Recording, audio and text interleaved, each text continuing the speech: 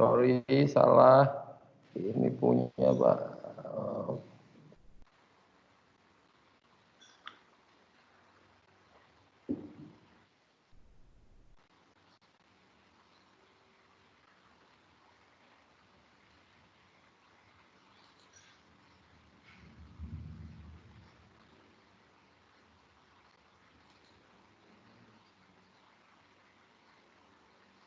Mohon ditunggu Bapak Ibu.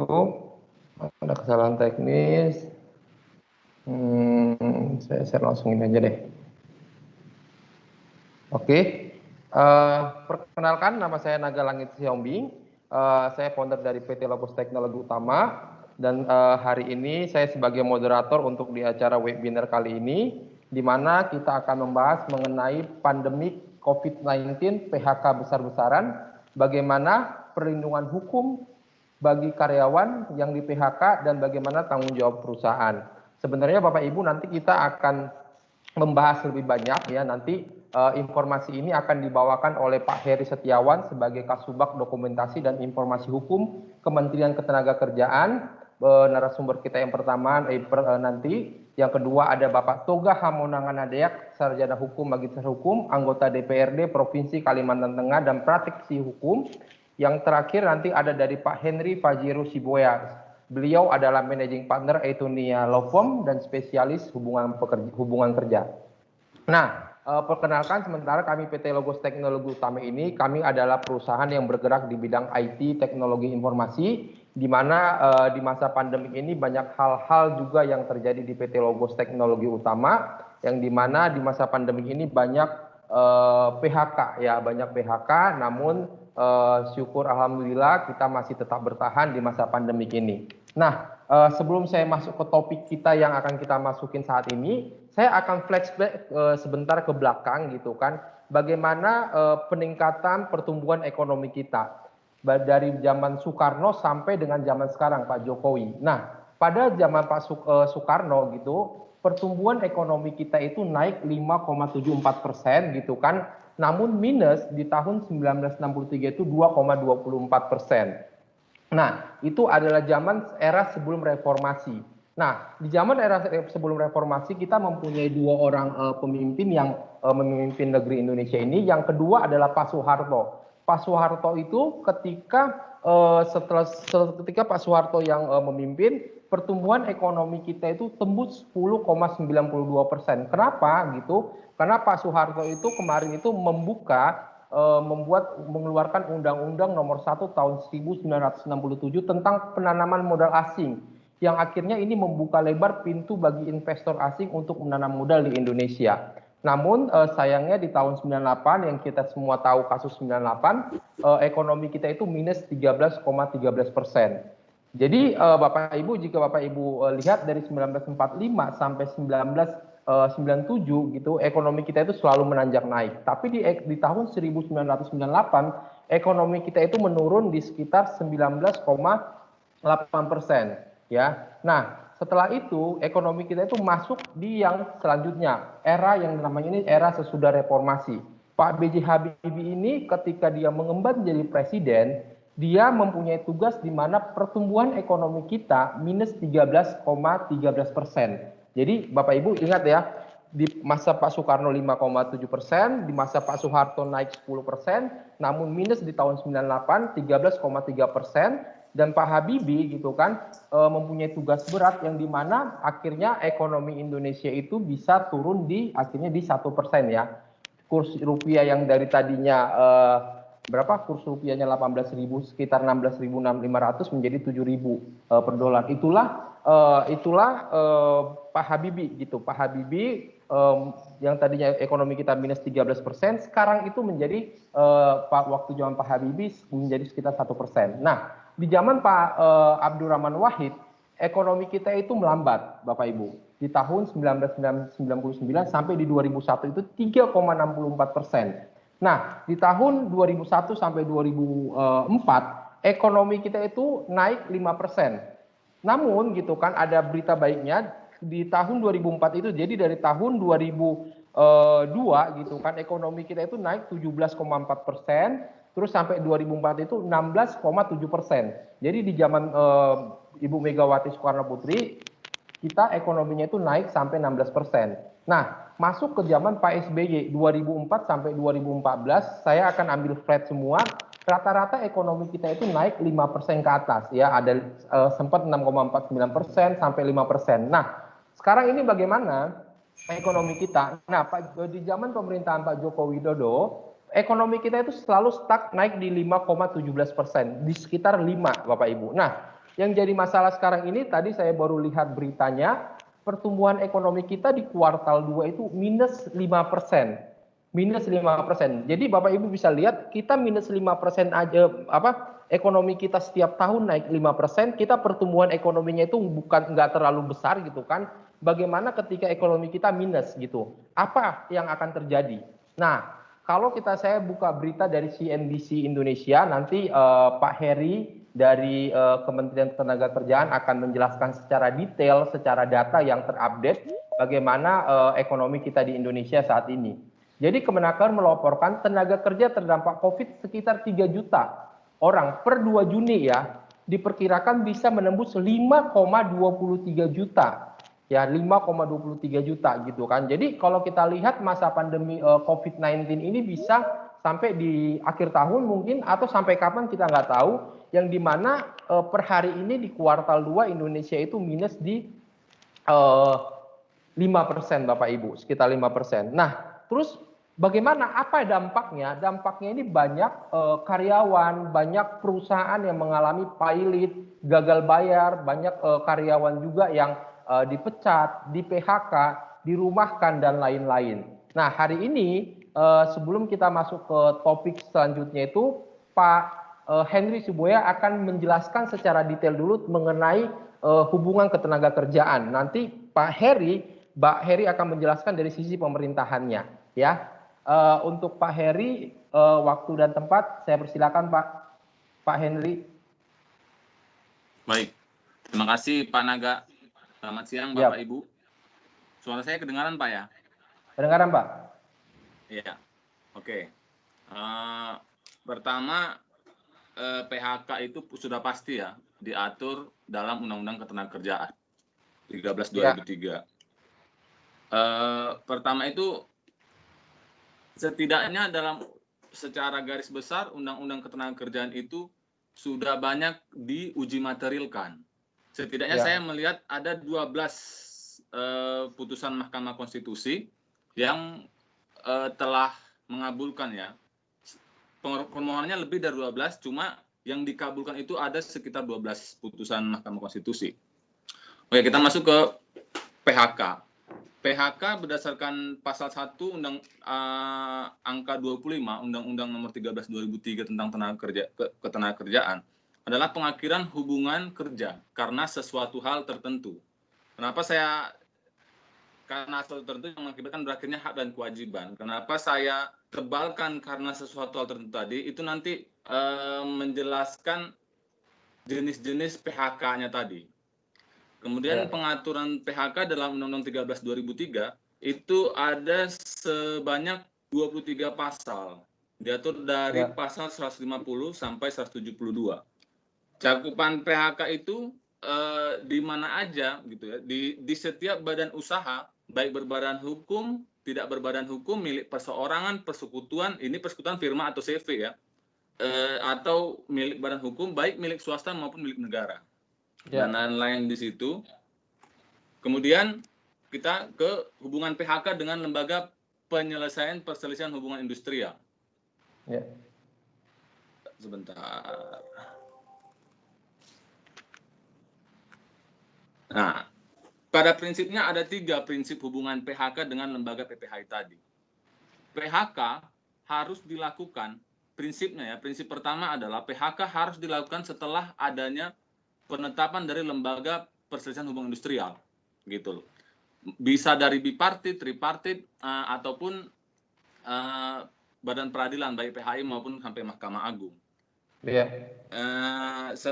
Kalau apa akibatnya ketika suatu PHK tidak ada penetapan, tanpa dilalui penetapan lembaga perselisihan hubungan industrial, maka penetapan PHK itu batal demi hukum. Artinya secara hukum PHK itu tidak diakui, gitu loh. Hanya pengecualian terhadap kewajiban adanya penetapan dari lembaga PPH itu diatur dalam pasal 154, 160, 162 sampai 169, gitu loh. Contohnya misalnya kalau masa percobaan itu, kalau PKWT kan undang-undang membolehkan ya ada masa percobaan maksimal 3 bulan. Nah, seandainya dalam jangka waktu 3 bulan itu baik pengusaha, perusahaan atau pekerja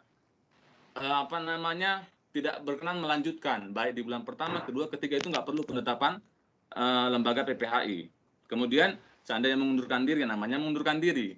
Artinya kan memang mengundurkan diri adalah PHK karena pemutusan hubungan kerja. Cuma itu sukarela dari pekerja sehingga tidak perlu penetapan lembaga PPHI. Kemudian pensiun dan meninggal dunia. Kemudian prinsip yang kedua adalah selama putusan PHK itu baik selama belum ada putusan PHK dari lembaga PPHI, maka pengusaha pekerja harus melaksanakan kewajibannya. Ya, pengusaha berkewajiban menggaji, pekerja berkewajiban untuk melaksanakan pekerjaan, menerima perintah dan lain-lain. Hanya dalam Undang-Undang Ketenagakerjaan itu kan tidak jelas ya, ditetapkannya itu apakah harus BHT atau hanya sampai di tingkat bipartit, karena kita tahu bipartit tripartit kan itu enggak BHT ya, gitu loh. Iya. Sehingga Mahkamah Konstitusi memberikan perinciannya bahwa ditetapkan itu maksudnya harus telah berkekuatan hukum tetap, sehingga nggak bisa hanya di bipartit atau tripartit, gitu loh. Beda kalau memang ini ada perjanjian bersama ya, PB ya, itu kan ketika PB didaftar, nah itu kan udah telah berkekuatan hukum tetap. Kemudian yang ketiga, prinsip ketiga adalah dalam masa proses PHK, perselisihan PHK, pengusaha boleh melakukan skorsing kepada pekerja. Hanya memang kewajiban harus dilakukan pengusaha gitu loh. Perusahaan ya harus membayar gaji-gaji dan hak-hak yang biasa diterima. Gitu. Kemudian larangan PHK. Larangan PHK itu ada 10 jenis. Larangan PHK artinya pengusaha dilarang untuk melakukan PHK terhadap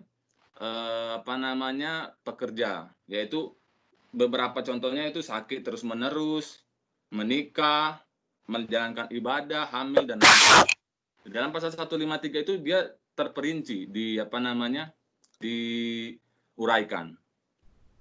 Kemudian PHK, seandainya pengusaha atau perusahaan melanggar pasal itu, PHK tersebut batal demi guna dan wajib dipekerjakan kembali pekerjanya. Selanjutnya jenis PHK. Nah, ini dia tadi. PHK adalah pengakhiran hubungan kerja karena sebab tertentu. Nah, sebab tertentu itu bisa karena melanggar PKB, PP atau PK, bisa karena melakukan tindak pidana dan lain-lain. Nah, karena sebab tertentu tadi jenis-jenis PHK itu dibagi atas dalam Undang-Undang Tenaga Kerja dibagi atas 12 kelompok. Pertama itu PHK karena diduga melakukan tindak pidana.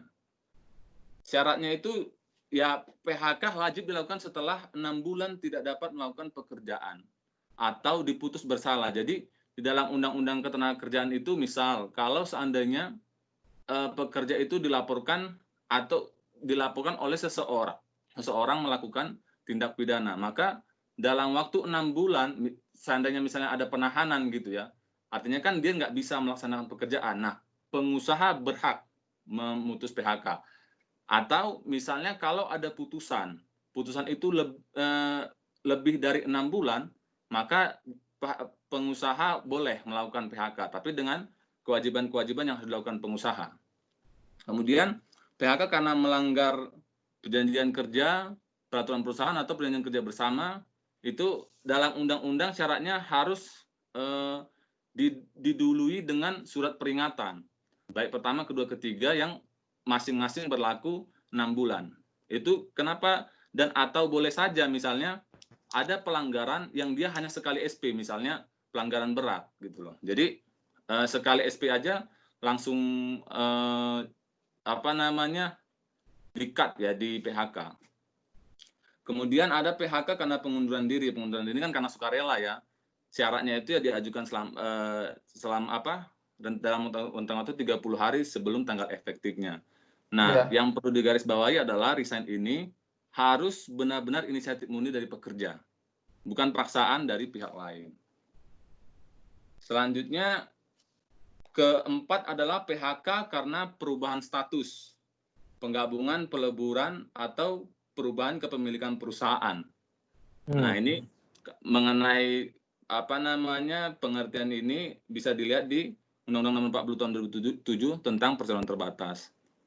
Nah, di sini baik pekerja maupun pengusaha seandainya ada proses bisnis, entah itu merger, akuisisi ataupun konsolidasi, pekerja boleh menolak untuk bergabung, pengusaha pun boleh bekerja untuk bekerja masuk ke perusahaan baru gitu.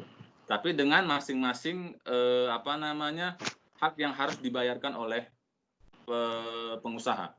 Kemudian yang kelima adalah PHK karena perusahaan tutup disebabkan karena kerugian terus-menerus dan keadaan memaksa. Nah, yang terjadi sekarang itu kan PHK yang karena alasan kelima ini gitu kan.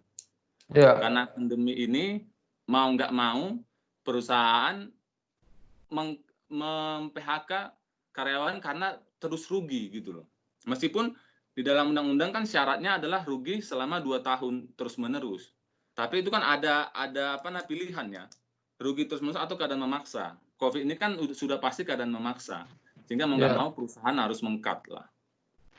Yang keenam adalah PHK karena perusahaan tutup disebabkan efisiensi. Nah, dalam undang-undang tutup ini nggak dijelaskan. Sehingga kadang-kadang jadi ambigu. Kemudian Mahkamah Konstitusi menjelaskan bahwa tutup yang dimaksud dalam pasal ini adalah tutup permanen. Gitu. Kalau tutupnya sementara sebenarnya nggak boleh melakukan PHK. Tapi karena dia tutup permanen, maka boleh. Tapi dengan ada kewajiban lagi ya, baik pesangon dan segala macamnya. Kemudian yang ketujuh adalah PHK karena perusahaan pilot. PHK karena perusahaan pilot ini yaitu syarat pilot kan ada dua kreditur, satu telah jatuh tempo, kan begitu. Jatuh tempo dan dapat ditagih. Itu bisa kita lihat dalam pasal 2 Undang-Undang 37 tahun 2004 tentang kepilotan dan PKPU. Nah, seandainya perusahaan entah dia mengajukan pilot secara sukarela atau diajukan pilot oleh krediturnya, pekerja secara undang-undang berkedudukan sebagai kreditur preferen. Nah, kalau kita belajar undang-undang kepilotan kan kreditur ada 3 ya.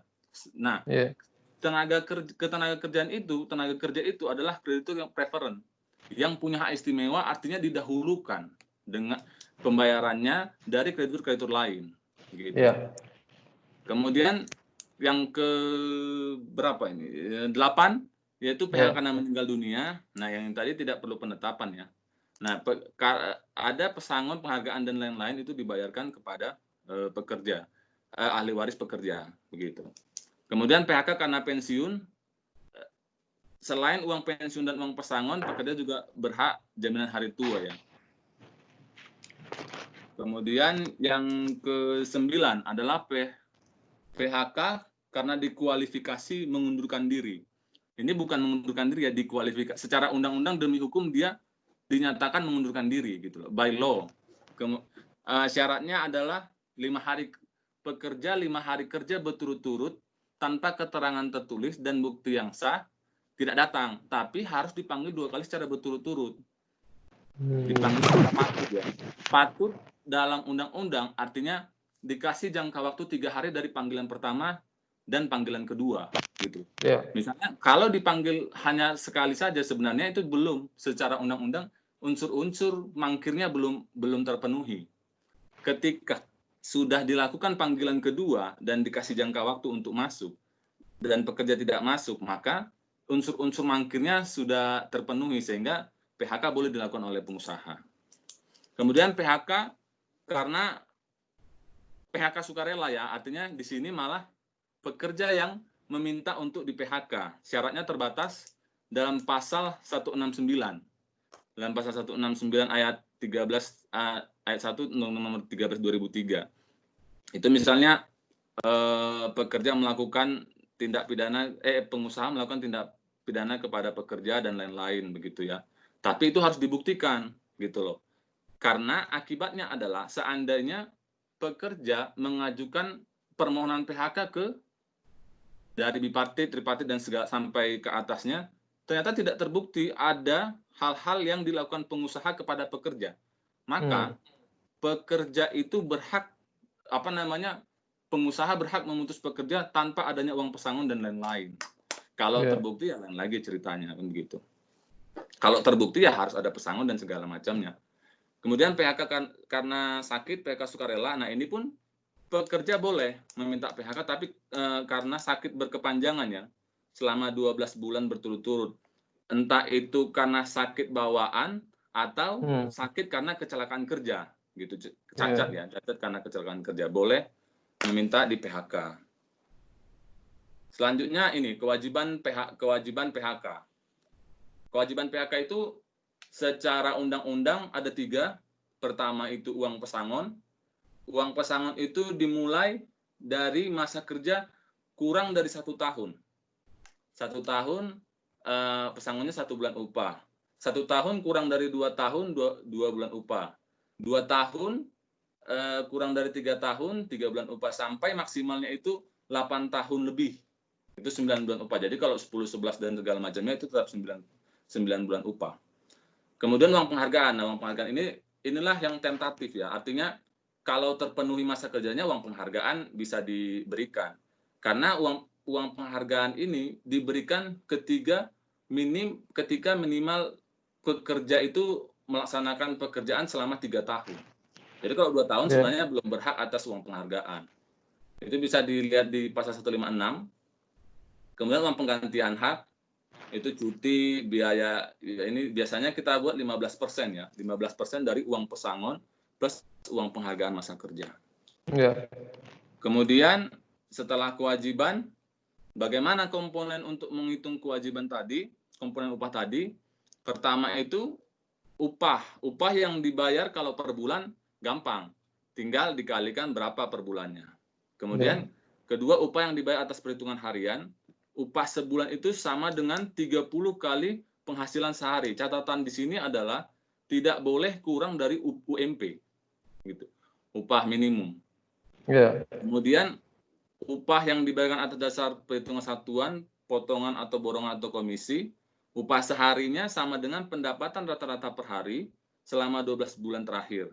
Jadi dicari ratanya, dikalikan 30 hari, itulah sebulannya. Begitu.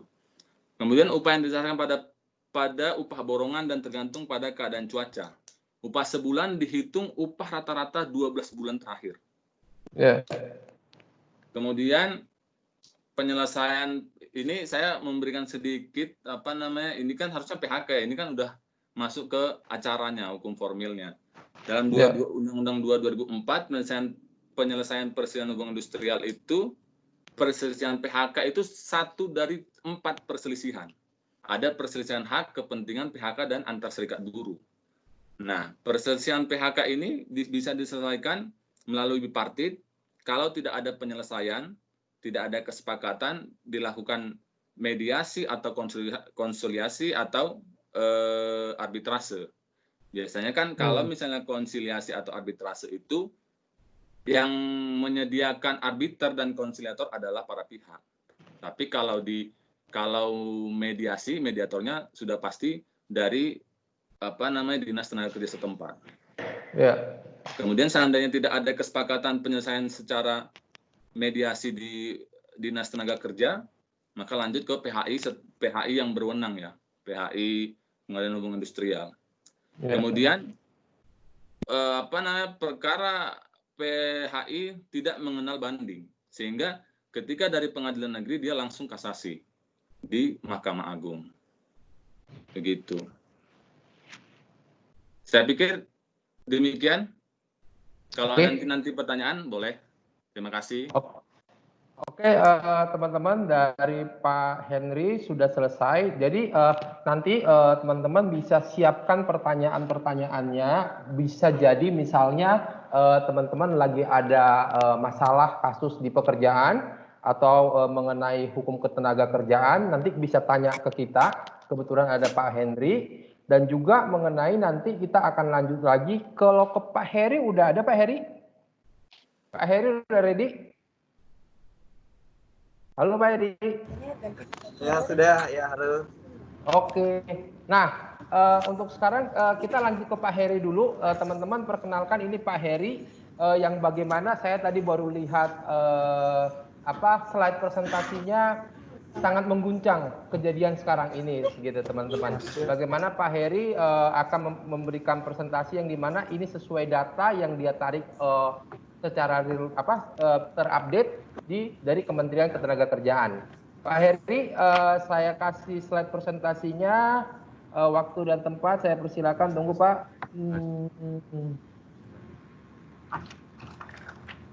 Oh, oke. Pak Heri bahannya. Banyak buat sewa headset aja. Iya, nggak pinjam sewa. Tinggi tadi ngomong sewa. Oke Pak Heri, waktu dan tempat saya persilakan Pak. Oke, terima kasih. Assalamualaikum warahmatullahi wabarakatuh. Selamat siang rekan-rekan semua. Mungkin tadi sudah diperkenalkan oleh Pak Naga, dan tadi saya sempat mendengarkan pembicara pertama, dan saya rasa sudah cukup komprehensif sekali tentang PHK. Mungkin saya sedikit menyoroti atau menambahkan yang sudah ada, mungkin dari sisi normatifnya aja.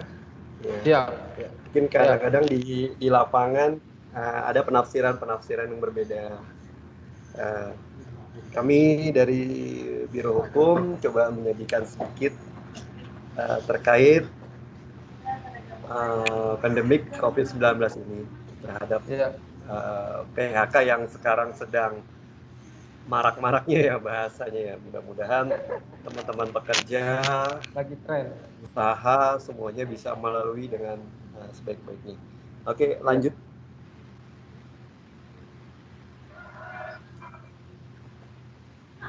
Ya. Ini Pak. Lanjut Pak Naga. Lanjut Pak Naga. Ya. Ini lanjut. Slide berikutnya. Ini. Ya lanjut. Ini lanjut. Ya. Oke. Sebelumnya Pak Naga. Sebelumnya. Ini dari awal ya. Ini. Oh, nggak ada ya Pak Naga. Oke. Lanjut Pak Naga.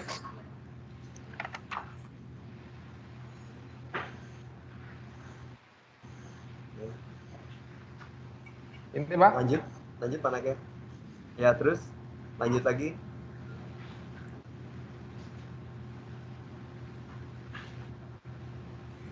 Lanjut Pak Naga. Berikutnya.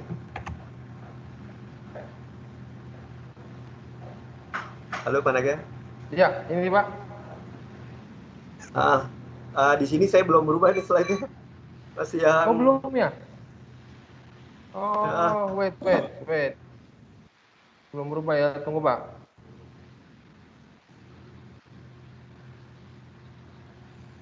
Ada Pak slide-nya, kelihatan?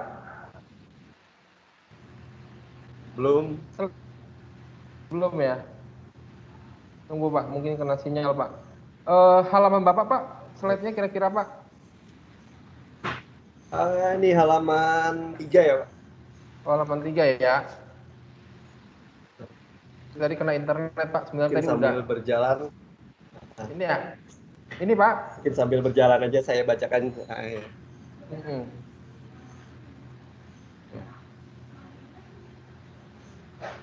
Jadi di slide tadi yang akan ditayangkan di situ, kita langsung saja pada,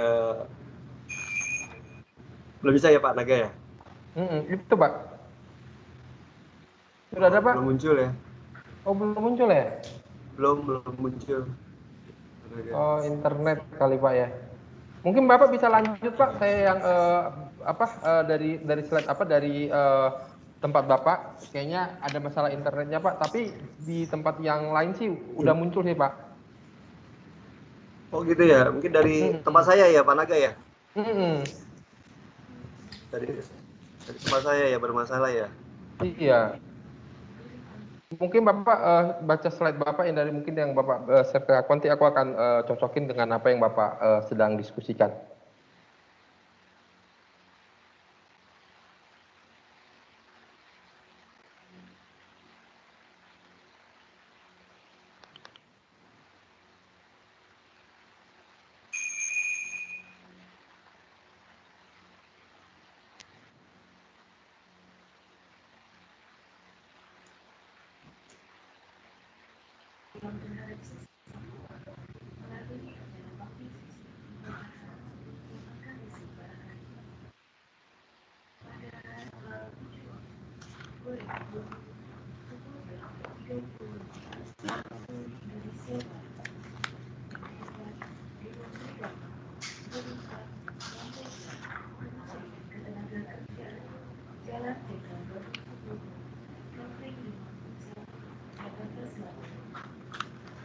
Halo Pak Naga.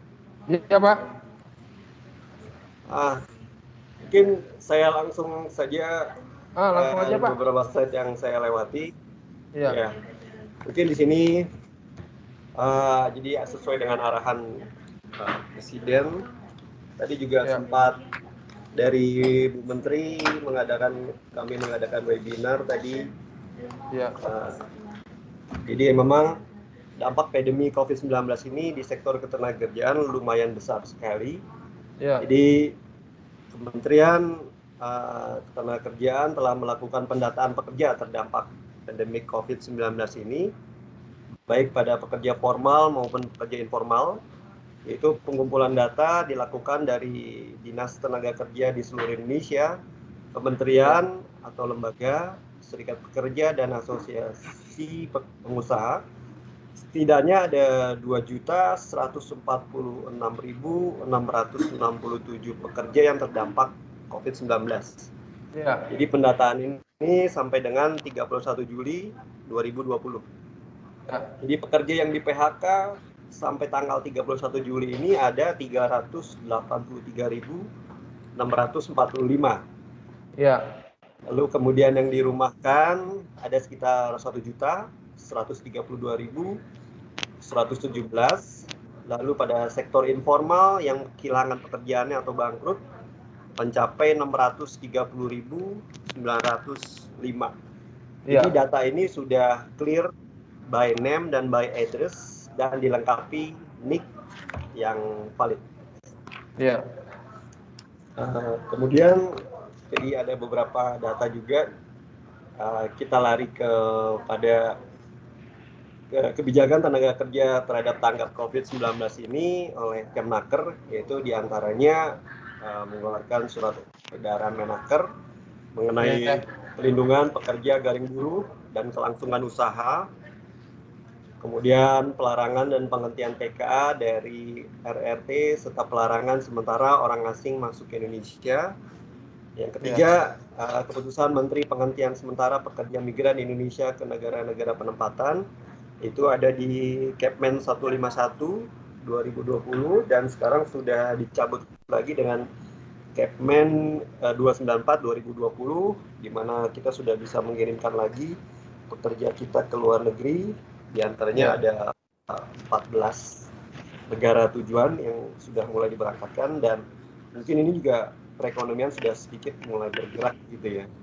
Kemudian yang keempat, surat edaran Menaker mengenai pembayaran THR keagamaan. Kemudian surat edaran Menaker pelindungan pekerja dalam pemberian JKK pada kasus COVID. Lalu berikutnya, diantaranya tadi upaya yang dilakukan oleh Kemnaker mengatasi dampak, yaitu tadi itu ada program kartu prakerja, insentif pelatihan berbasis kompetensi, program BLK, kemudian program pengembangan dan perluasan kesempatan kerja. Kemudian dari sisi pelindungannya, yaitu himbauan dan surat edaran Menaker dalam hal pelindungan K3, upah, THR, pekerja migran dan TKA. Kemudian pembinaan dan penguatan dialog sosial himbauan agar dilakukan upaya pencegahan PHK dan relaksasi iuran BPJS Ketenagakerjaan. Kalau untuk yang nomor 4 ini belum selesai, RPP-nya masih dibahas, ya, jadi belum kelar.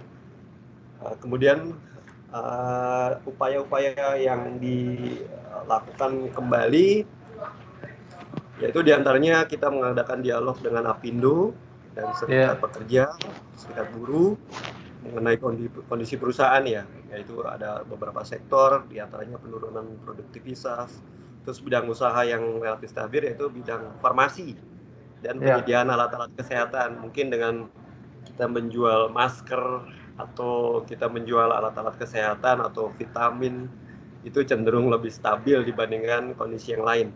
Kemudian kondisi pekerja atau garing buruh yang bekerja pada work from home, dirumahkan, ya, jadi upah dibayar penuh atau sebagian, walaupun kita tidak mengenal istilah kata dirumahkan, ya, di sini, ya, di Undang-Undang 13 memang tidak ada kata-kata dirumahkan.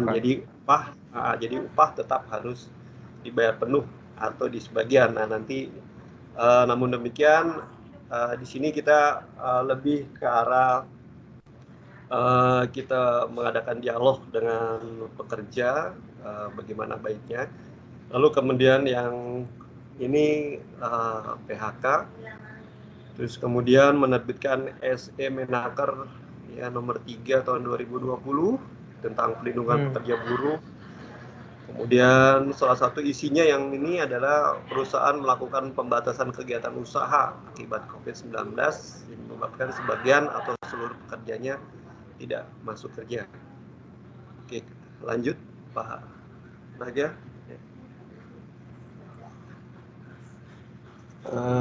Kemudian upaya yang dilakukan untuk mengatasi PHK akibat COVID itu ada diantaranya pendataan dan pemantauan perusahaan yang merumahkan pekerja dan melakukan PHK, itu dengan berkoordinasi dengan pemerintah daerah, dinas bidang ketenagakerjaan provinsi, memanfaatkan kartu prakerja, terus korban PHK untuk pekerja di sektor formal dan informal, terus UMK dan koperasi yang mengalami kesulitan berusaha. Lanjut Pak. Maaf ya, di sini internetnya jadi telat. Iya, oke Pak, nggak apa-apa. Ya.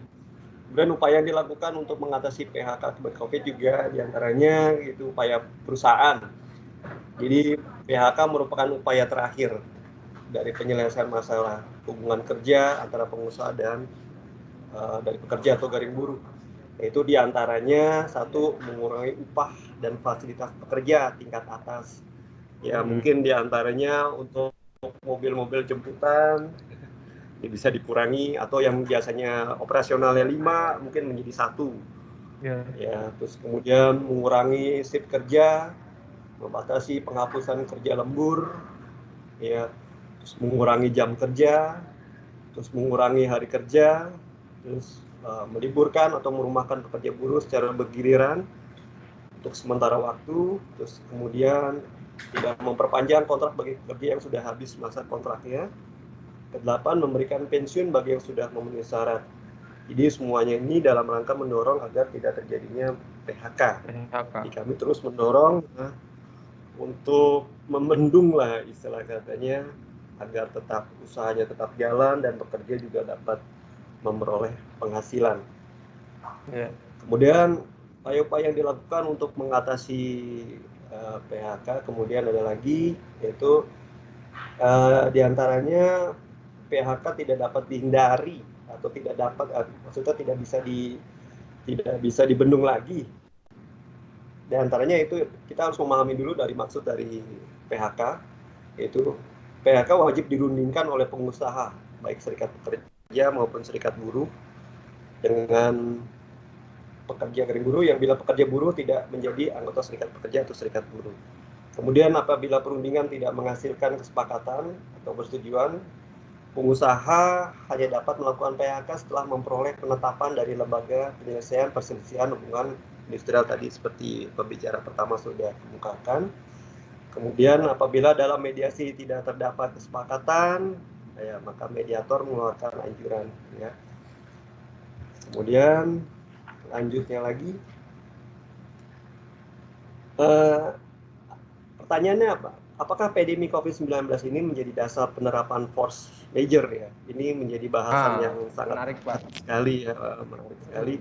Tadi sudah tepat apa yang sudah dikatakan oleh pembicara pertama mengenai force major.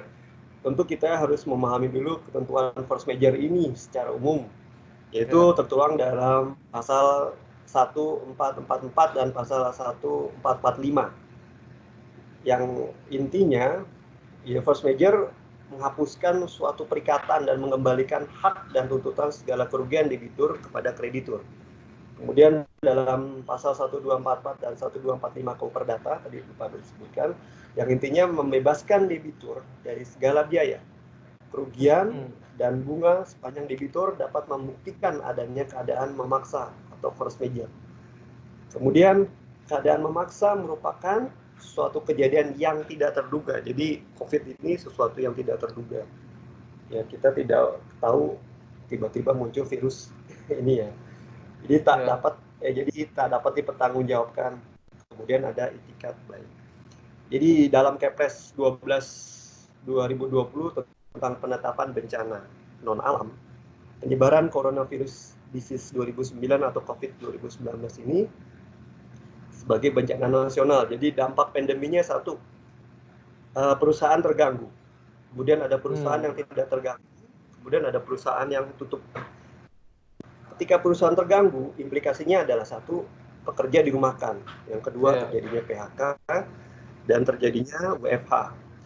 Kemudian ada kebijakan pemerintah yaitu mengenai SE tentang upah di tengah pandemi, SE Menaker tentang pembayaran THR. Tadi yang SE Menaker tentang upah di tengah pandemi tadi SE nomor 3 ya, tadi yang sudah saya kemukakan. Kemudian perusahaan yang tidak terganggu yaitu pekerja dirumahkan, implikasinya tadi pekerja dirumahkan, PHK dan WFA. Sedangkan perusahaan yang tutup itu terjadinya PHK, kemudian lari ke pasal 164 ayat 1, 2 dan 3. Kemudian apakah COVID-19 ini bisa menjadi dasar penerapan force major?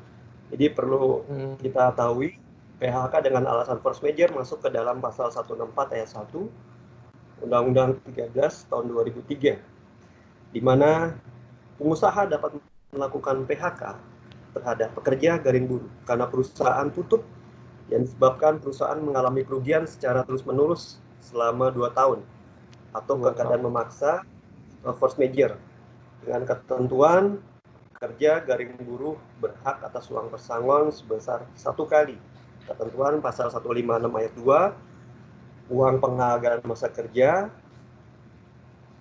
sebesar 1 kali ketentuan pasal 156 ayat 3, dan uang penggantian hak sesuai ketentuan pasal 156 ayat 4.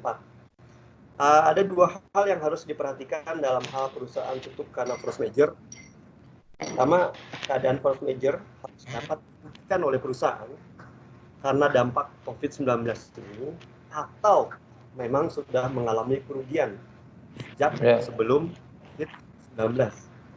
Kemudian keadaan force major diatur dalam perjanjian kerja atau dinyatakan secara tegas oleh pemerintah, baik suatu keadaan tersebut adalah force major melalui kebijakan regulasi. Jadi di PK atau PP-nya dinyatakan atau di state tentang keadaan force major ini. Kemudian alasan force major ini tidak membebaskan dari kewajiban perusahaan yang sudah diatur dalam peraturan undang-undangan hak pekerja. Ya. Kemudian ini otomatisasi dan masa depan ketenagakerjaan mungkin nanti bisa dibaca oleh rekan-rekan semua. Cuman intinya tadi saya pada ketentuan di force major. Itu saja dari saya. Terima kasih. Assalamualaikum warahmatullahi wabarakatuh. Selamat sore. Oke, Pak Heri, terima kasih untuk presentasinya. Pak Heri, tolong tetap masih stay karena nanti akan ada beberapa pertanyaan dari teman-teman. Teman-teman, jika sudah ada pertanyaan, teman-teman bisa chat di sini. Kita ada ruang chat yang nanti saya akan bacakan pertanyaan teman-teman. Ya, pasti dari kita di sini semua yang hadir saat ini banyak pertanyaan, tapi saya mau nanti beberapa pertanyaan yang akan kita diskusikan. Yang akan saya apakah teman-teman nanya ke Pak Heri atau teman-teman tanya ke Pak Henry, ya. Langsung nanti kita akan jawab hari ini juga, teman-teman. Karena kebetulan Pak Heri dari eksekutif Kementerian Ketenagakerjaan, nanti ada dari orang lapangannya Pak Henry. Nah, sekarang ini kita akan tahu, kita akan dengar dari Bapak Toga Hamonangan, anggota DPRD Kalimantan Tengah, ya. Kita akan dengar beberapa slide dan kita juga kalau Bapak Ibu ada pertanyaan, tolong disiapkan pertanyaannya, jangan lupa supaya nanti pertanyaan yang kita berikan itu nggak ada yang double Bapak Ibu, ya. Halo Pak Toga. Halo Pak. Halo Pak Naga, ya. Ya, gimana kabarnya Pak Toga? Alhamdulillah baik. Di Kalimantan atau di Jakarta nih Pak? Sekarang di Kalimantan. Mantap. Memang kalau untuk negara ini kadang ke Kalimantan, kadang ke Jakarta ya Pak ya? Iya, betul sekali. Ya. Pak, saya... Pak Toga apa kabar? Pak Toga, Pak. Toga. Ya, alhamdulillah baik Pak Heri. Gimana kabar Pak Heri? Baik. Baik, hampirlah ke sini. Kita reuni. Iya, Pak. Siap. Pak Toga, saya kasih slide presentasinya ya. Oke, baik Pak Naga. Ya, Pak Toga ada 4 slide presentasi yang nanti setelah ini kita akan Q&A teman-teman. Tolong disiapkan pertanyaannya. Oke Pak Toga, waktu dan tempat saya persilakan. Terima kasih Pak Naga. Terima kasih juga buat Pak Heri dan Pak Henry. Nah, di sini saya ingin berbicara tentang bagaimana pemerintah daerah dalam menanggapi hal yang seperti ini, upaya bantuan hukumnya bagaimana yang diberikan oleh pemerintah daerah. Kita di sini berbicara tentang legal aid terhadap masyarakat yang kurang mampu. Di dalam hukum itu, upaya bantuan hukum, kita mengenal ada legal aid dan pra bono. Perbedaannya adalah legal aid itu dilakukan oleh organisasi atau lembaga dan pra bono itu dilakukan oleh pribadi atau dalam diri sendiri oleh avokat itu sendiri. Nah, kita berbicara di sini pertama berbicara tentang bantuan hukum itu bagaimana regulasinya dan legal standingnya dari mana saja. Di dalam acuan Undang-Undang Dasar 1945 itu kita udah tertulis setiap orang berhak atas pengakuan, jaminan, perlindungan dan kepastian hukum yang adil serta perlakuan yang sama di hadapan hukum. Dan di Undang-Undang Nomor 18 Tahun 2003 tentang advokat juga tertulis bahwa advokat harus dapat menerima bantuan hukum secara cuma-cuma atau memberikan bantuan hukum secara cuma-cuma, dan itu pun diatur di dalam Peraturan Pemerintah Republik Indonesia Nomor 83 Tahun 2008 Pasal 2 dan Pasal 12. Advokat dilarang menolak permohonan bantuan hukum secara cuma-cuma, dan itu pun tertulis dan tertuangkan di Peraturan Organisasi Advokat Peradi Nomor 1 Tahun 2010 di Pasal 2, dan undang-undangnya tersendiri pun udah ada di Republik kita di Nomor 16 Tahun 2011 tentang bantuan hukum. Nah, di sini kita berbicara tentang fungsi DPRD. Fungsi DPRD sendiri itu ada 3, yaitu legislasi, anggaran, budgeting, dan ketiga adalah pengawasan dan controlling. Kita berbicara di sini, apakah bisa ketika orang atau masyarakat yang ada di daerah meminta bantuan wakil rakyatnya untuk memberikan bantuan apabila masyarakat itu terjadi PHK di masa sekarang ini. Mungkin untuk Kalimantan Tengah, khususnya Kalimantan Tengah, ini belum ada yang namanya Perda Bantuan Hukum.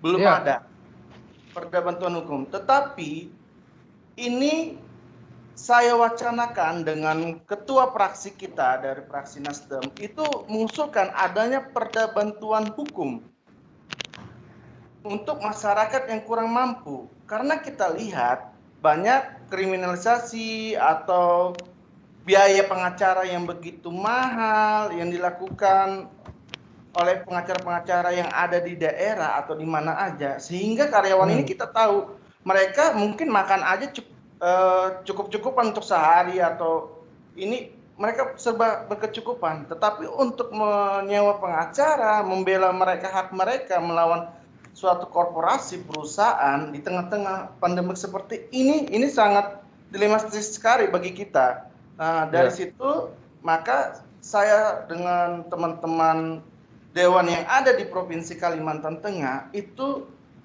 mengajukan suatu perda, itu perda bantuan hukum untuk masyarakat yang kurang mampu.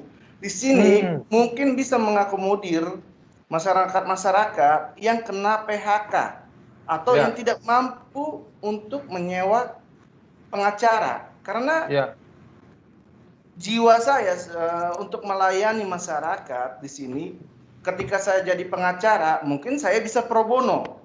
Tetapi ketika saya sudah menjadi anggota dewan sekarang, saya tidak bisa langsung terjun ke masyarakat dalam arti membela hak mereka dengan background saya sebagai anggota dewan. Nah, di sini saya tuangkanlah dalam fungsi dan dewan sebagai legislasi, pembuat peraturan daerah. Nah, inilah yang saya tuangkan, inilah yang saya karyakan untuk masyarakat Kalimantan Tengah, yaitu perda bantuan hukum untuk masyarakat yang kurang mampu. Jadi di sini khususnya Renaga di tengah-tengah pandemi seperti ini mungkin kita belum bisa berbuat banyak anggota dewan karena memang untuk aturan dan regulasinya kita belum siap.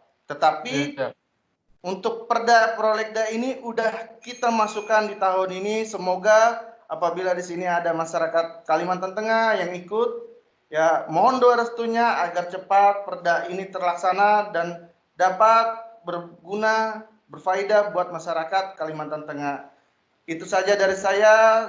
Terima kasih. Saya kembalikan Pak Naga. Oke, Pak Toga, saya langsung tanya Pak Toga. Berarti untuk ini perda ini belum ada perda bantuan hukum di semua daerah ya Pak ya? Baru Bapak pertama kali yang mengusulkan? Bukan di semua daerah, khusus di Kalimantan Tengah itu belum ada untuk perda bantuan hukum. Tetapi kita lihat mungkin di Surabaya udah ada, di Jakarta lagi diwacanakan digodok. Ya. Makanya Bapak sekarang ingin itu terjadi juga di Kalimantan Tengah ya Pak ya? Ya betul, karena kita lihat di sini Pak Naga banyak perusahaan sawit. Di studi saya di lapangan itu banyak yang memang mereka di PHK itu mereka tidak ada tempat untuk mengadu, tidak tahu bagaimana mencari dapat uang tunggu mereka, pesangon mereka itu banyak sekali. Jadi ini dilematis sekali untuk korporasi-korporasi yang ada di Provinsi Kalimantan Tengah. Iya. Menarik Pak. Oke, teman-teman yang lainnya ada yang mau mengajukan pertanyaan kepada Pak Heri, ke Pak Henry atau ke Pak Toga? Saya persilakan tunjuk tangan teman-teman. Di situ di layar teman-teman ada gambar tangan, raise your hand ya. Kalau ada yang mau bertanya, tolong klik raise your hand dan silakan bertanya. Saya tunggu kira-kira 5-10 detik. Ya, kalau ada teman-teman yang mau bertanya, saya juga di sini ada pertanyaan titipan. Nanti kalau misalnya ada pertanyaan dari teman-teman duluan, teman-teman yang saya duluankan. Kalau enggak, saya yang bertanya. Silakan teman-teman.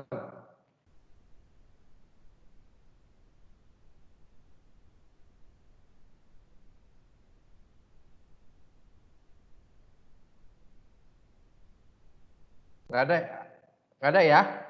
Belum ada ya? Saya dulu nih yang nanya berarti ya. Saya yang nanya ke Pak Heri. Saya mau tanya Pak Heri, saat ini kan kejadian sekarang ini tidak bisa menjadi alasan untuk perusahaan itu mengatakan ini force majeure. Ya, seperti yang tadi Pak Heri presentasikan bahwa ini bukan. Namun kenyataannya gitu kan, kejadian ini sudah menjadi global gitu Pak. Nah, yang di mana gitu kan kejadian ini banyak dampak-dampaknya perusahaan-perusahaan sekarang ini pengangguran yang seperti Bapak bilang itu sampai jutaan. Bahkan saya baca di berita yang tadinya kita tingkat kemiskinannya sudah 1 digit, bisa jadi gitu kan kita akan masuk lagi ke 2 digit Pak. Nah, bisa pertanyaan saya Pak, bagaimana gitu kan bisa nggak perusahaan ini jika memang perusahaannya sudah bangkrut Pak gitu kan, sudah pilot, misalnya perusahaan sudah pilot itu sekitar ada 100, apakah itu tetap belum bisa jadi force major Pak? Pak Heri. Oh iya, gimana? Kalau sudah kalau misalnya sekarang ini banyak perusahaan, kita bilang di Indonesia misalnya ada 100 perusahaan, 80% perusahaan di Indonesia itu bangkrut, apakah itu belum bisa juga dibilang itu force major Pak? Iya, tadi saya kembali mengatakan terjadi force major ini sesuai dengan Kepres 12 2020 tadi ya kita lihat itu dampak pandeminya memang luar biasa ya. Tadi yang ada perusahaan terganggu, perusahaan tidak terganggu, dan perusahaan tutup. Dari kami mengemukakan bahwa ini adalah dimasukkan ke dalam force major Pak Naga ya. Ya. Jadi kalau nanti ada perusahaan yang ingin melakukan PHK melalui force major, tentunya ini harus bisa dibuktikan tadi yang Pak Henry sudah kemukakan, yaitu adanya kerugian secara 2 tahun berturut atau sebelum pandemik mereka sudah mengalami kerugian begitu Pak Naga. Jadi kalau menurut saya memang ini kita masukkan ke dalam force major. Namun demikian yang terutama adalah tidak menghilangkan hak-hak dari pekerjanya, ya.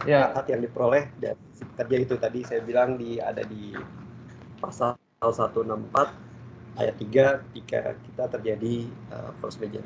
Demikian Pak Naga. Oke, terima kasih Pak Heri. Nah, saya mau tanya ke Pak Henry ya. Pak Henry, tadi kan Pak Toga Hamonangan gitu kan memberitahukan bahwa ada pro bono. Ya mungkin teman-teman sebagian sudah ada yang tahu pro bono, ada yang enggak gitu kan. Saya kirain dulu itu pro bono itu kawin siri Pak. Saya nggak tahu tuh pro bono itu rupanya bagaimana itu memberikan bantuan hukum gratis Pak. Ya, nah Pak Heri, dari misalnya sekarang ini yang Bapak lihat, Bapak kan sudah lama gitu kan bekerja di bidang ini gitu kan, menangani mungkin beberapa kasus-kasus hukum yang Bapak tanganin. Nah, jika saat ini kalau misalnya Bapak, kalau sekarang ini saya sebagai karyawan mungkin gaji saya cuma 3 juta misalnya Pak gitu kan. Kalau saya ngadu, saya dipecat gitu kan, maka saya akan bayar gitu kan pengacara seperti Pak Henry itu yang mungkin lumayan mahal, gaji saya 3 juta, maka saya harus bayar pengacara gitu kan. Nah Pak, kira kan sekarang ini ada yang namanya di perusahaan itu serikat pekerja ya, ada serikat pekerja. Nah, bagaimana gitu kan? Serikat pekerja ini juga itu perkumpulan gitu kan. Tapi kalau saya mau ke pengacara gitu Pak, menjadi bantuan hukum di situ, harganya mahal nggak Pak kira-kira Pak? Apa bisa pro bono Pak? Baik, saya jawab ya Pak Naga, terima kasih.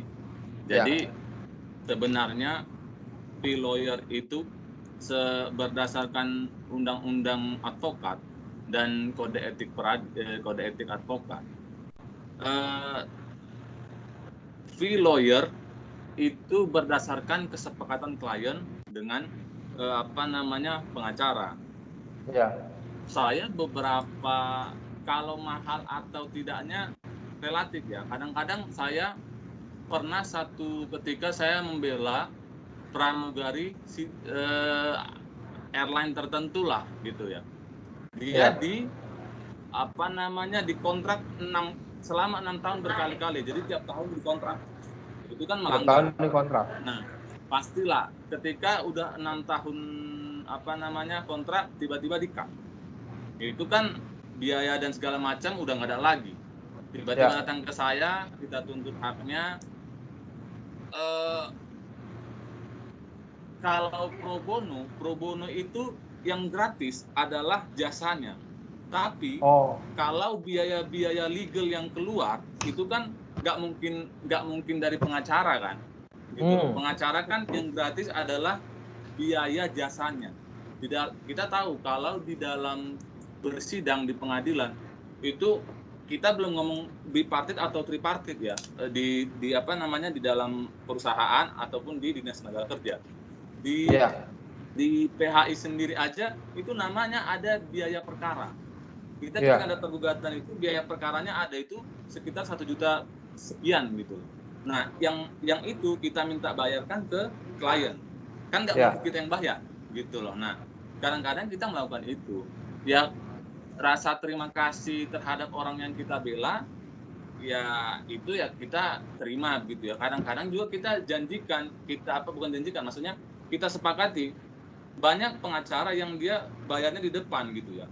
Kita kantor kita itu melakukan pembayaran kadang-kadang di belakang. Artinya ketika ada hasil baru kita dibayar. Kalau pembayaran di depan itu artinya kan nggak ada kepastian ya. Kalau selama dia sudah melaksanakan proses gugatan dan segala macam ternyata kalah gitu kan. Artinya pekerja ini kan 2 kali rugi. Sudah jadi PHK, dia harus bayar biaya lawyer. Nah, kalau di kita memang ada skema itu yang namanya success fee. Artinya dia bayar di belakang. Ketika perkara itu ternyata diputus kalah gitu ya. Artinya misalnya tidak terbuktilah PHK yang kita dalilkan atau kita mintakan pesangon dan segala macamnya. Ya udah, itu semua kalau klien bilang terima kasih ya Pak, ya nggak apa-apa, terima kasih. Artinya kan itu jaminan yang bisa kita kasih. Gitu loh. Terima kasih ya Pak ya. Jadi proyek thank you nggak masalah. Itulah jaminan. Karena gini Pak Naga, undang-undang advokat itu melarang advokat itu menjamin suatu kemenangan. Logikanya adalah yang memutus perkara bukan advokat, yang memutus perkara hakim. Gitu. Jadi makanya saya buat Bapak Ibu yang seandainya ada lawyer atau apa begitu ya, yang menjanjikan suatu kemenangan, coba tabrakan dengan kode etik advokat dan undang-undang advokat gitu. Itu dilarang. Makanya saya tidak pernah menjanjikan satu kemenangan pun ke klien. Pantang, Pak. Makanya kalau mengenai berapa fee dan segala macamnya itu relatif lah. Siap. Jadi nggak usah terlalu takut untuk datang ke pengacara ya Pak ya. Betul, kadang-kadang begini Pak Naga, malah harusnya ibarat kita sakit, kalau sakitnya udah parah pasti dokter kan banyak tindakan yang akan dia lakukan kan, begitu. Sama dengan seandainya ada case, harusnya lawyer yang sebagai pengacara lawyer yang sebagai dokter dalam bidang hukum harusnya diikutsertakan dalam tahap awal. Cuma kadang-kadang kan kita terimanya itu pada saat dia udah bipartit gitu loh. Kita lanjut ke tripartit, ya nggak masalah memang, atau dia udah tripartit kita baru handle di PHI-nya gitu. Nggak ada masalah juga sebenarnya. Hanya ibaratnya terlambat begitu. Terlambat ya Pak ya, udah terlalu udah jadi kanker stadium berapa gitu ya Pak? Iya, baru diambil tindakan. Nah, itu kita yang susah. Siap. Oke, saya ada pertanyaan lagi nih. Ada satu pertanyaan. Saya mau bertanya, kriteria pekerja atau karyawan seperti apa yang bisa menuntut haknya ke perusahaan yang terkena dampak PHK? Mungkin ini Pak, pertanyaannya ini ya, apakah karyawan kontrak bisa menuntut itu ya? Mungkin ini ya Pak ya, kan ada karyawan kontrak gitu kan, ada juga yang dia kadang kontrak itu maksimal berapa kali gitu kan. Nah, ini ada pertanyaan dari rekan kita, namanya dari Paulus Marulitamba. Saya mau bertanya, kriteria pekerja atau karyawan seperti apa yang menuntut haknya ke perusahaan yang terkena dampak PHK? Silakan Pak Henry. Kriteria, oke. Sebenarnya pertanyaannya kriteria apa ya? Yang tadi itu jenis-jenis PHK tadi, gitu loh. kalau gampangnya adalah ketika kalau kita ngomong PKWT ya, perjanjian kerja waktu tertentu, artinya kan kontrak. Ya, once misalnya kontrak itu 12 bulan, ternyata diputus 5 bulan setelah kerja dia diputus, ya kita tinggal minta sisa kontrak saja. Nggak ada, itu sih problemnya nggak ada lah, gitu. Oh, ya kita tinggal. Berarti coba saya pertajam pertanyaannya Pak. Jadi misalnya saya bekerja, kontrak saya 1 tahun, karena pandemik ini, gitu kan, waktu masih di bulan ke-7, perusahaan memutus saya di bulan ke-7. Berarti kan ada 5 bulan lagi. Itu bisa nggak Pak saya menuntut, atau pernah kontrak ya udah terima nasib aja? Ya tadi kan ada 5 bulan lagi pekerjaan atau hubungan kerja yang tidak dijalankan. Tapi karena COVID begini, seperti yang pembicara Dinas Tenaga Kerja bilang bahwa ini adalah force majeure. Memang secara undang-undang 5 bulan itu dia harus bayar. Tapi kan pasti ada negosiasi Pak Naga. Artinya kan masa kita harus bayar 5 bulan sementara kita juga rugi. Nah, inilah yang harus terjadi negosiasi. Kadang-kadang juga perusahaan itu pun akan bijak ketika kita mau bernegosiasi ke dia. Cuma kan ya kita menuntut X gitu ya. Ya kita juga selaku pekerja ya nggak boleh juga ego. Mungkin bisa X minus berapa begitu kan. Jadi win-win solution memang tetap penting. Kalau ditanya secara undang-undang memang harus 5 bulan gitu. Harus 5 bulan. Harus 5 bulan dibayarkan. Iya. Jadi saya misalnya diputus di bulan ke-7, mereka harus bayar full gaji saya 5 bulan. 5 bulan. Wah. Itu sudah pernah kita lah ya, perusahaan besar. Jadi dia dikontrak gitu 1 tahun 18 bulan ya, 1 tahun 6 bulan. Kita di bulan ke-6 dia diputus. Ketika diputus kita minta dong 1 tahun kerja. Cuma ya negosiasi dan segala macam, ternyata yang diterima adalah 8 bulan. Perusahaan tapi sebelum COVID ini begitu ya, tahun lalu. Sebelum COVID ini kita sampaikan ke klien bahwa ini mereka siapnya bayar 8 bulan gitu. Tapi tetap kita sampaikan undang-undangnya begini, tapi proses negosiasinya begini. Ya tinggal take it or leave it aja. Oke, siap. Terima kasih Pak penjelasannya Pak. Ya, dari Pak Henry. Teman-teman jika ada yang bertanya boleh. Saya mau tanya ke Pak Toga Hamonangan.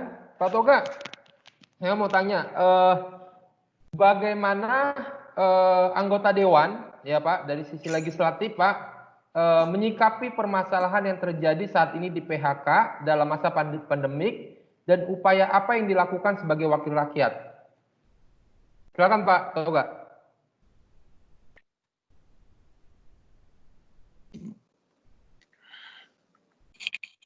Suaranya Pak Toga belum dihidupin, sorry. Oke, ya. Silakan Pak. Baik, udah jelas? Sudah Pak.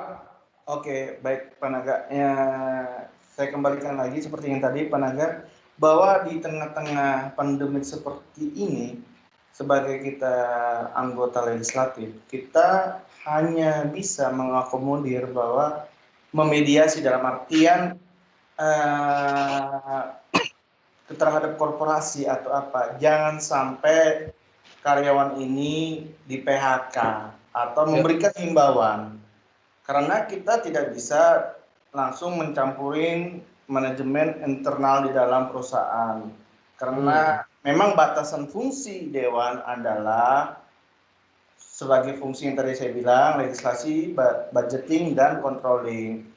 Kita tidak bisa masuk dalam ke ranah yang lebih dalam lagi, tetapi untuk mengakomodir semua ini yang tadi saya bilang, kita lagi berupaya untuk membentuk suatu perda bantuan hukum untuk bisa. Pak Toga, suaranya mati lagi Pak.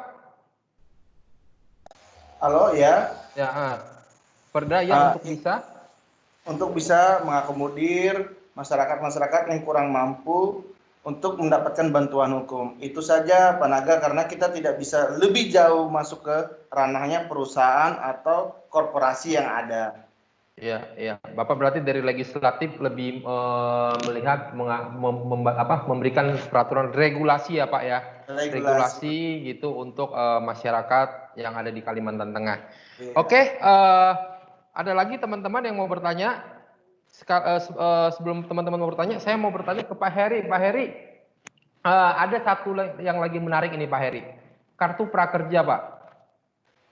Kartu prakerja gitu kan, yang dimana kartu prakerja ini banyak juga yang jadi perdebatan ya, yang menjadi perdebatan. Nah, untuk kartu prakerja ini Pak Heri gitu kan, bagaimana sekarang contohnya hari ini teman saya mau daftar kartu prakerja, tapi pendaftarannya sudah penuh, sudah tutup gitu kan. Nah, sebenarnya kartu prakerja ini Pak Heri membantu pengangguran atau membantu orang yang sedang bekerja gitu Pak Eri. Kita kurang ngerti nih kartu prakerja yang sudah bergaung sekarang ini. Silakan Pak Eri. Ya, terima kasih Pak Toga.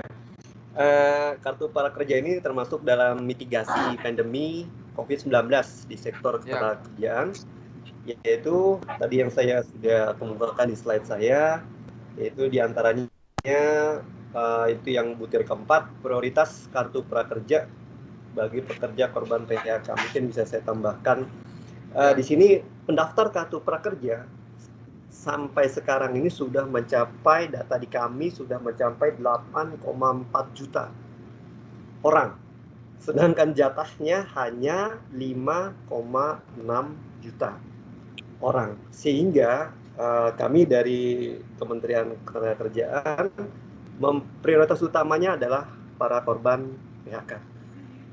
Demikian data di kami gitu. Jadi sudah overload jadi bahasanya. Oh jadi 8 juta yang daftar udah 5 juta Pak, ngantrinya banyak banget ya.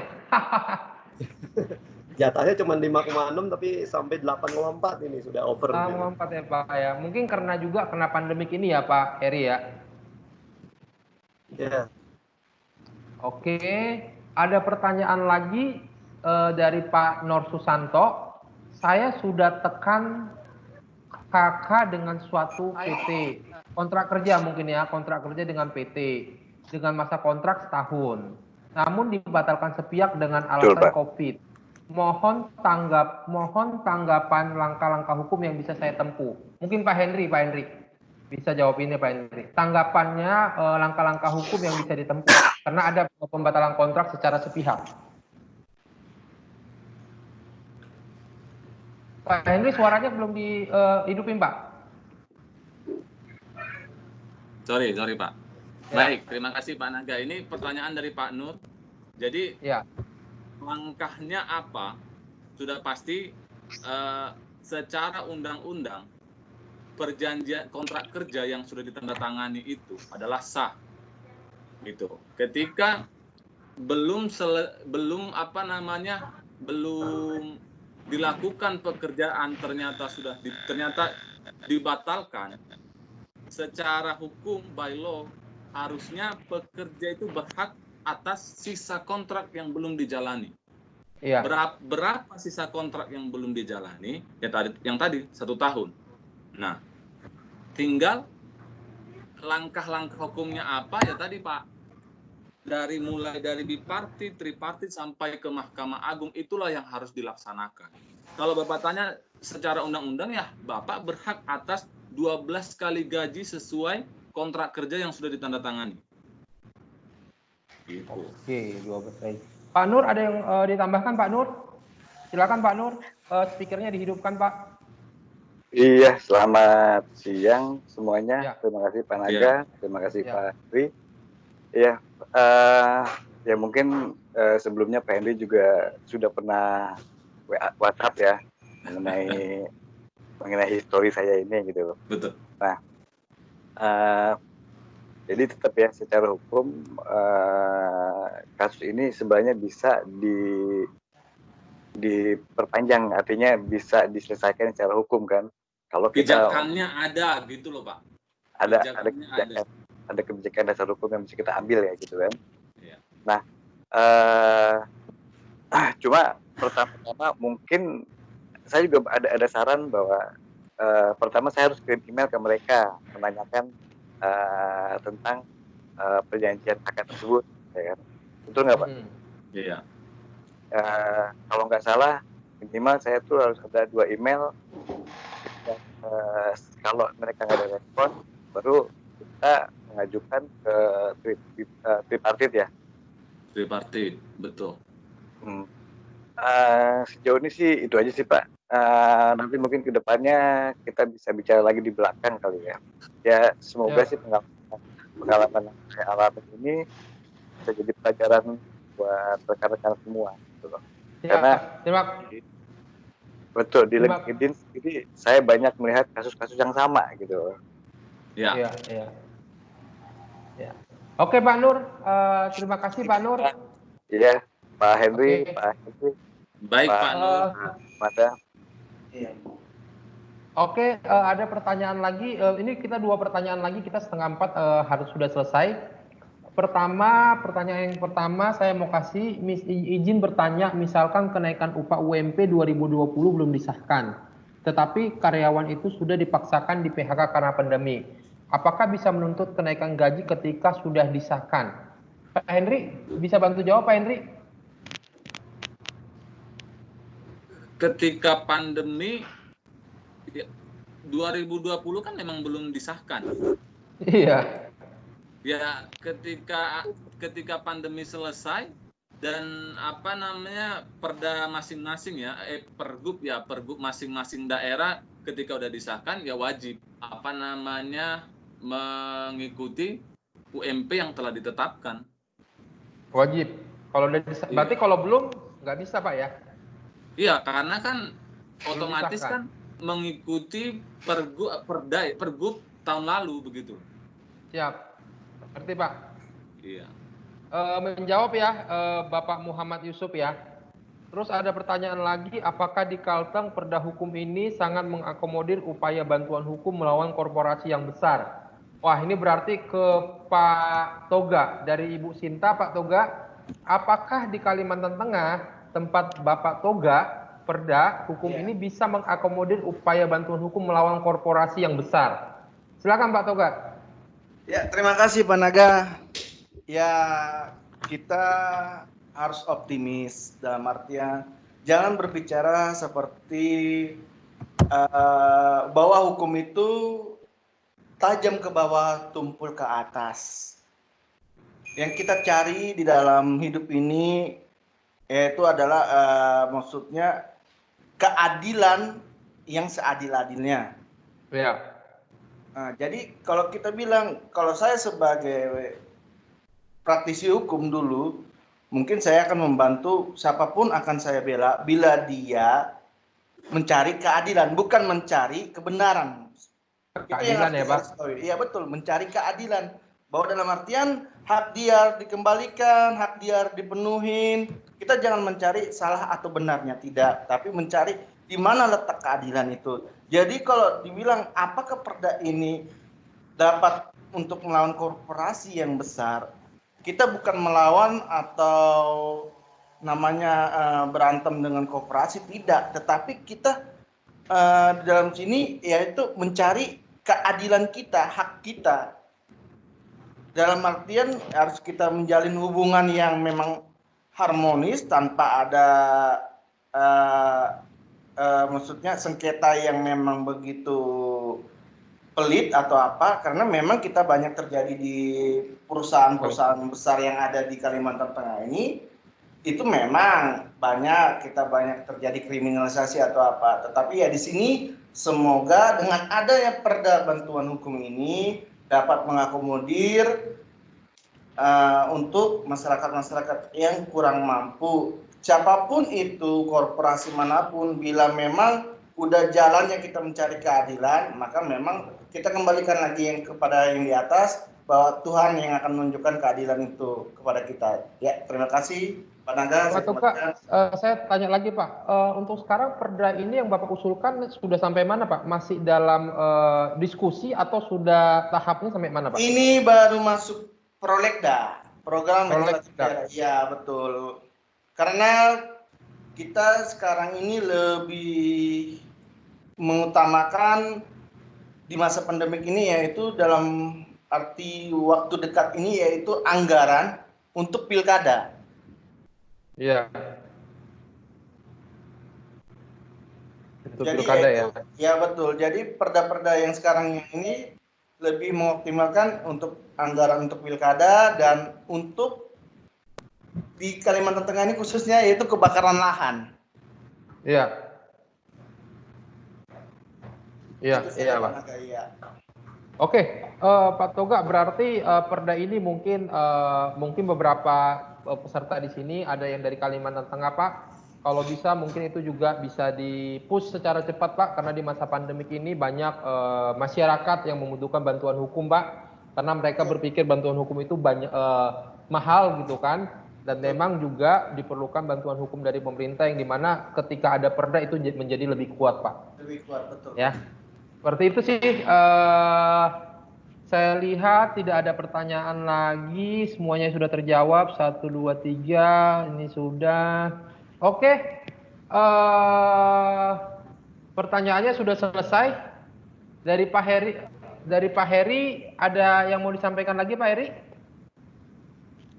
Sudah cukup Pak. Cukup ya. Dari Pak Henry ada yang mau disampaikan lagi Pak Henry?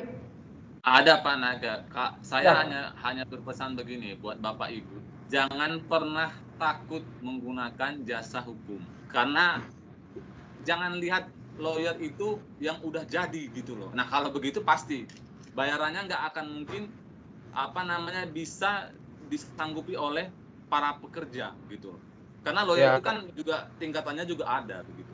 Jadi sebenarnya nggak perlu takut loh. Nggak perlu takut ya? Iya. Gitu. Siap. Terima kasih Pak Henry.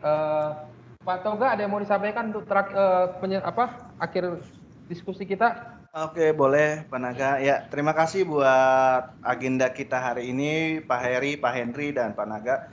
Saya di sini hanya berpesan untuk semuanya bahwa kita hidup di dunia ini hanya untuk sementara. Jadi apa kemampuan kita, apa basic kita yang bisa kita berikan untuk melayani masyarakat, itu pasti akan dihitung oleh yang di atas. Jadi jangan letih untuk berbuat baik. Itu saja pesan saya. Terima kasih Pak Naga. Oke, terima kasih Pak Toga, terima kasih Pak Henry, terima kasih Pak Eri atas waktunya.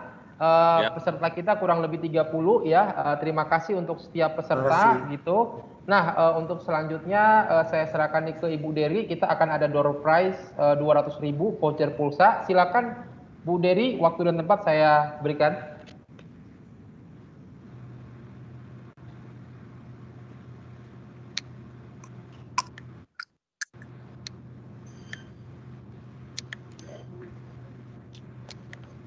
Halo Bu Dery. Iya Pak.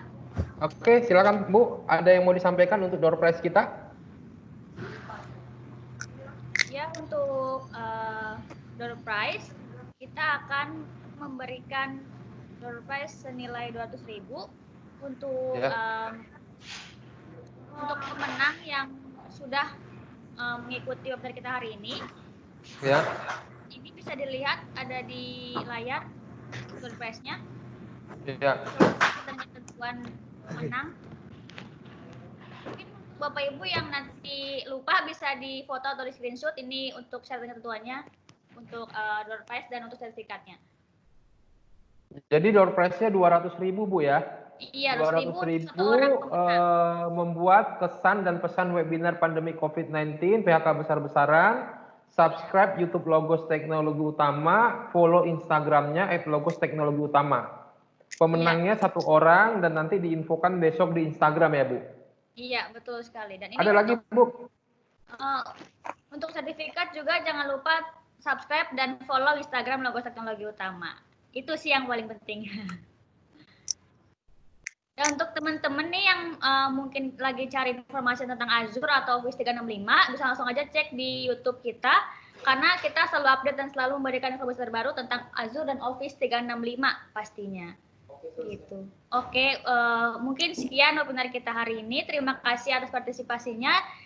Ditunggu di webinar kita selanjutnya. Terima kasih. Selamat sore.